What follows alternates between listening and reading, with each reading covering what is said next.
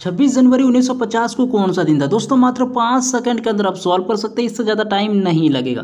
देखिए आपको क्या करना है, इसके लिए आपको 3 कोड याद रखना होगा और साथ में एक छोटा सा सूत्र याद रखना होगा, जो कि अभी हम इसी वीडियो में हम आपको बताने वाले हैं। तो चलिए उस कोड के ऊपर एक बार नजर मारते हैं, उसके बाद क्वेश्चन को सॉल्व करना शुरू करते हैं। कैलेंडर दिन का कोड देखिए, संडे का कोड होता है 1, मंडे का कोड होता है 2, ट्यूजडे का कोड होता है 3, वेडनेसडे का कोड होता है 4, थर्सडे का कोड होता है 5, फ्राइडे का कोड होता है 6 और सैटरडे का कोड होता है 0। दोस्तों अब चलिए जानते हैं कैलेंडर महीना का कोड के बारे में।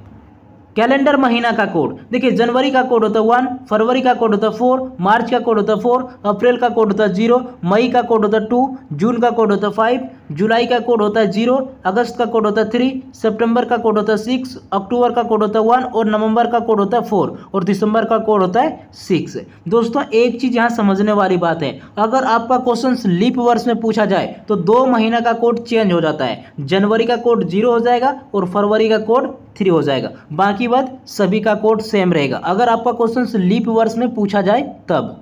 सेंचुरी कोड देखिए, 1500 से लेकर 1599 का कोड होता है 0, 1600 से लेकर 1699 का कोड होता है 6, 1700 से लेकर 1799 का कोड होता है 4, 1800 से 1899 का कोड होता है 2, 1900 से लेकर 1999 का कोड होता है 0, 2000 से लेकर 2099 का कोड होता है 6, 2100 से 2199 का कोड होता है 4, 2200 से लेकर 2299 का कोड होता है 2। दोस्तों बस आपको इतना ही याद रखना होगा। तो चलिए हम जानते हैं कैलेंडर फार्मूला के बारे में।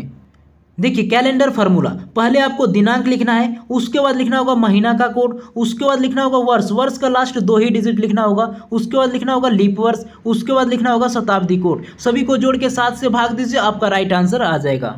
दोस्तों उम्मीद करता हूं कि आपने कोड को अच्छी तरह से समझ लिया होगा। देखिए सूत्र के अनुसार पहले हम क्या लिखते हैं, तारीख, तारीख दिया हुआ 26, उसके बाद हम लिखते हैं महीना का कोड, महीना दिया हुआ जनवरी और जनवरी का कोड होता है 1, उसके बाद हम लिखते हैं वर्ष, वर्ष का लास्ट 2 ही डिजिट लिखना होगा, सिर्फ 50 लिखना होगा।